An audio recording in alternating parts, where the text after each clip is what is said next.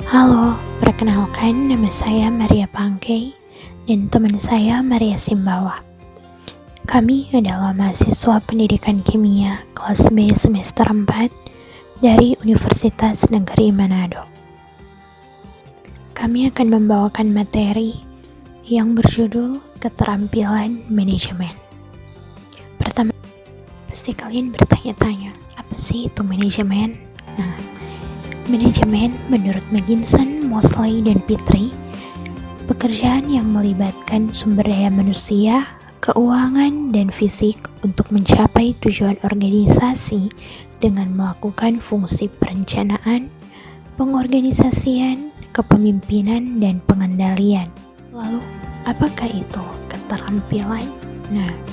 Keterampilan menurut Robbins adalah kemampuan untuk mengoperasikan suatu pekerjaan secara mudah dan cermat yang membutuhkan kemampuan dasar atau basic skill. Pertanyaan berkaitan dengan keterampilan manajemen. Bagaimana saya bisa belajar tentang teknik manajemen yang relevan dan bagaimana beradaptasi dan memodifikasinya agar sesuai dengan situasi pribadi saya? Bagaimana saya bisa belajar untuk meningkatkan kesadaran saya akan keterampilan manajemen? Bagaimana saya bisa belajar keterampilan manajemen? Bagaimana saya bisa belajar mengembangkan keterampilan manajemen saya? Dan bagaimana saya bisa mendengarkan orang lain dan mengembangkan kesabaran saya? Keterampilan yang dibutuhkan untuk manajemen yang sukses yaitu mendengarkan, mendelegasikan, membuat keputusan dan menyelesaikan masalah, mengorganisir, memotivasi, berkomunikasi, merencanakan, mendorong, mendukung, dan mengevaluasi. Keterampilan mendengarkan melibatkan pengembangan kesadaran akan banyak hambatan untuk mendengarkan secara efektif. Pentingnya keterampilan mendengarkan dalam manajemen yang efektif. Kepala sekolah dari sekolah dasar menggambarkan dirinya sebagai telinga yang mendengarkan ketika staf mendatanginya dengan masalah pribadi, perkawinan, dan emosional. Seorang kepala memberitahu saya, pekerjaan saya melibatkan mendengarkan terus-menerus masalah orang lain terutama dalam krisis. Secara umum, ada 5 hambatan untuk menjadi pendengar yang baik, yaitu: pertama, pendengar tidak dapat memberikan perhatian yang efektif pada komunikasi pembicara, disebabkan karena kelelahan, sakit, atau bahkan stres. Kedua, pendengar tidak suka atau tidak peduli dengan pembicara. Misalnya, pembicara tersebut terlalu cerewet atau kurang berkenan di hati kita sebagai pendengar. Yang ketiga, pendengar percaya bahwa dia telah mendengar semuanya sebelumnya, disebabkan oleh sang pembicara tersebut terlalu sering mengucapkan atau mengatakan hal-hal yang sama berulang kali. Keempat, terlalu banyak interupsi dari si pendengar saat si pembicara mengatakan sesuatu. Dan yang terakhir, yang kelima, adalah lingkungan yang bising, sehingga memungkinkan percakapan yang terjadi tidak terlalu efektif untuk didengar. Selain 5 hal tersebut, apakah ada hal lain yang menjadi penghambat kita sebagai pendengar? Sebenarnya ada begitu banyak hal yang menjadi penghambatnya. Berikut adalah hal lain yang menjadi penghambatnya. 1. Pembicara adalah orang yang terlalu banyak bicara atau sering mengulang argumen.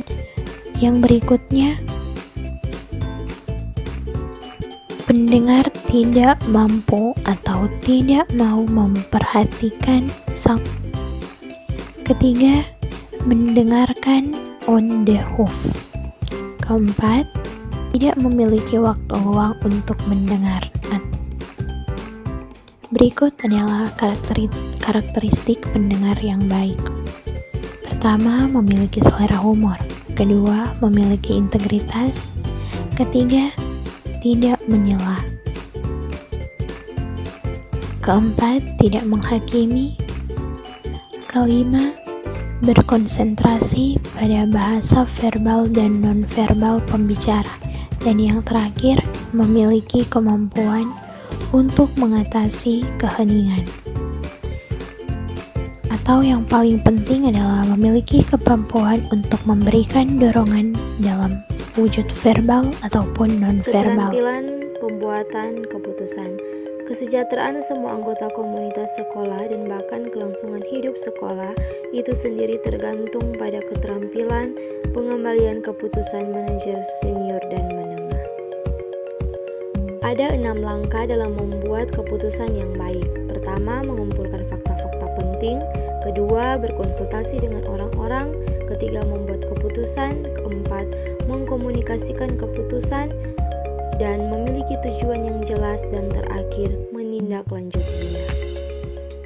Ada 6 hambatan dalam pengambilan keputusan. Yang pertama, visi terowongan. Kedua, ketidakmampuan untuk menangani kompleksitas. Ketiga, kurangnya disiplin.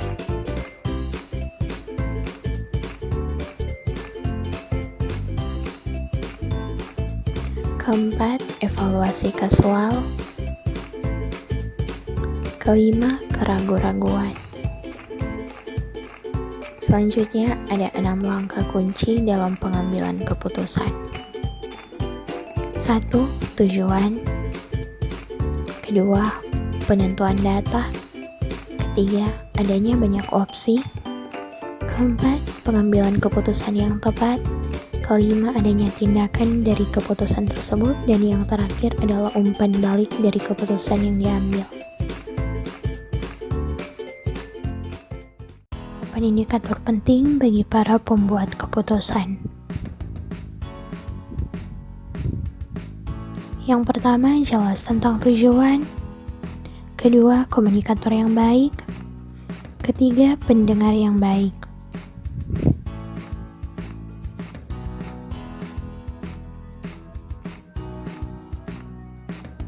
Manajer waktu yang baik. Kelima, memastikan semua fakta situasi. Keenam, mempertimbangkan semua opsi yang memungkinkan.